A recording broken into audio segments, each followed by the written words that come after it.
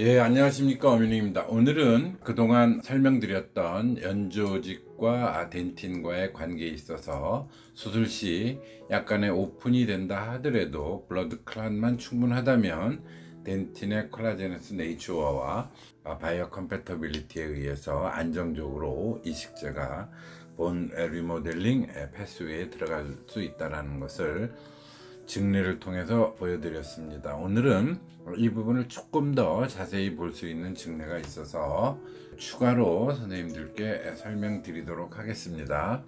하악 우측 제2대구치입니다. 페리오돈토시스 치주증으로 인해서 완전히 브레이크다운 돼서 발치하였고요. 4주 후에 프라이머리 에피테리얼라이제이션 된 상태에서 플랩을 만들어 오픈했습니다. 오픈했더니 그래듈레이션이 보이죠. 이 정도면 well organized granulation이라고도 할 수 있겠습니다만 라비얼 쪽 월이 많이 디스트럭션 돼 있고 매우 불규칙한 표면을 보이고 있어서 오스테오클라스틱 리접션 형태를 띠고 있고 나머지 잔존 염증도 있다고 판단돼서 그래듈레이션 제거하고 GBR 시행하였습니다. 플랩 확인하고요. 가운데 사진에서 박칼 본 마진 하이스피드 바로 잘 트리밍해서 약 0.5 내지 1mm 정도 트리밍해서 사운드하게 만들고 임플란트는 메디알 루트 쪽으로 CT상에 보면 뒤에 보시겠습니다만 이니셜 스테빌리티가 매우 어려우므로 링괄 크레스탈 본을 기준으로 해서 메디알 루트에 임플란트 식립하고 지배하였습니다. 웨터빌리티를 보여드리고 있죠. 그리고 시초했습니다. 다음날 사진이고요. 약 4-5일 후의 사진인데 초기 프라이머리 에피테리얼라이제이션 되었던 그래듈레이션 에어리아가 약간 디그레데이션 되기 시작했습니다. 그리고 열흘째 스티치아웃 하였는데 에피텔리움이 완전치 않은 모습이 보였죠. 그리고 나서 약 4주 후에 카바스크루가 오픈되기 시작하였습니다. 그리고 또 4주 후가 지났습니다.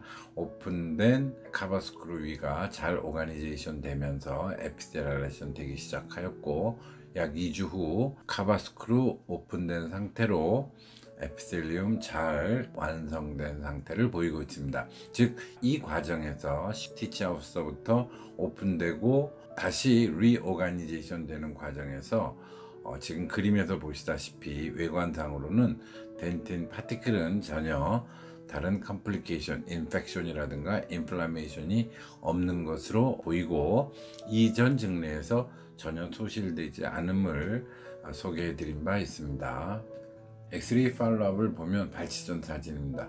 페리오돈토시스가 매우 심하고 알베올라 카날과도 매우 가까워서 임플란트를 심긴 어려웠습니다만 발치하고 4주 후에 리오픈해서 임플란트를 링괄 플레이트에 맞춰서 13mm 임플란트 식립하였습니다.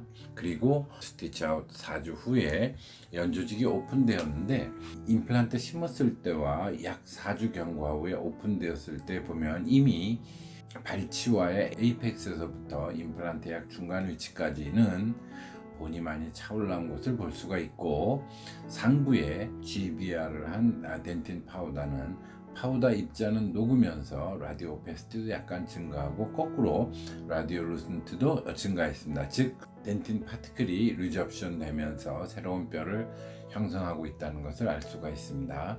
다시 약 4주 후에 보면 보더라인에서부터 밑에서부터 올라온 뼈들은 상당 부분 많은 양을 채우고 있어서 리모델링 및 누번 포메이션을 잘 하고 있다. 그 증거 중에 하나가 발치와 경계가 없어진 것이죠. 그렇지만 크레스탈 에어리아와 바칼 코티칼 본 보더 쪽에는 아직 덴틴 파티클이 남아있는 것을 볼 수가 있습니다. 그리고 2차 수술, 즉 보철 술식을 위해서 내원하였을 때 약 2개월 후에는 바칼 쪽의 일정 부분은 코티칼 본이 잘 형성이 되어 있고 크레스탈 에어리아에만 아직 리모델링 안 된 덴틴 파티클이 남아있는 것을 볼 수가 있겠습니다. 한번 정리해 보겠습니다. 발치와에 있던 바칼 쪽에 있던 코티칼 본 보도입니다. 상당히 샤프하죠. 하이스피드 바로 마지널 트리밍을 했음에도 불구하고 상당히 샤프한 코티칼 본 마진을 볼 수가 있겠고요. 이 마진이 토탈 약 4개월 후, 즉 2차 술식 전에는 상당 부분 부드럽게 변해 있는 것을 볼 수가 있습니다. 즉 오스테오클라스틱 리접션과 함께 리모델링을 했다라는 것이죠. 그 다음에 이제 경계 부위는 상당히 많은 양의 뼈가 형성되어 있는 것을 볼 수가 있고요. 즉 경계 부위와 발치화 부위가 많이 리접션 되고 새로운 뼈가 붙음으로써 유니언, 인커퍼레이션 되는 양상을 보이고 있습니다. 그리고 이 바칼 코티칼 본의 흡수된 부위를 기준으로 해서 에이펙스를 기준으로 거리를 쟀더니 약 7.8에서 6.8mm 정도로 내려앉은 것을 볼 수가 있어서 약 바칼본이 1mm 정도 내려앉았다. 수술 시에 제가 0.5 내지 1mm를 염증성 반응을 줄이기 위해서 트리밍을 했음에도 불구하고 네가티브, 즉 흡수성 리모델링은 계속되고 있다는 것을 알 수 있고, 다시 2번 부위의 에이펙스 부분, 즉 경계 부위는 계속 무너지면서 흡수 및 새로운 뼈를 형성하는데 덴틴이 많은 도움을 줘서 별 지장 없이 새로운 뼈를 형성하고 있는 것을 알 수가 있겠습니다. 바칼 쪽 GBR 했던 에어리아의 코티칼 본은 멤브레인 없어도 새로운 코티칼 본과 같은 형태로 뼈를 잘 형성하고 있고, 문제의 4번, 즉 크레스탈 에어리아, 가장 블러드 서플라이가 적은 부위죠. 적은 부위는 덴틴 파우더가 몇 개 보이면서 리모델링 안 된, 즉 녹지 않고 새로운 뼈로 형성할 준비를 하고 있는 모습을 보이고 있습니다. 그러나 그런 오픈으로 인해서 염증성 덴틴 파우더의 염증성 소실이라든가 인펙션에 의한 소실은 전혀 볼 수가 없는 모습을 알 수가 있겠습니다.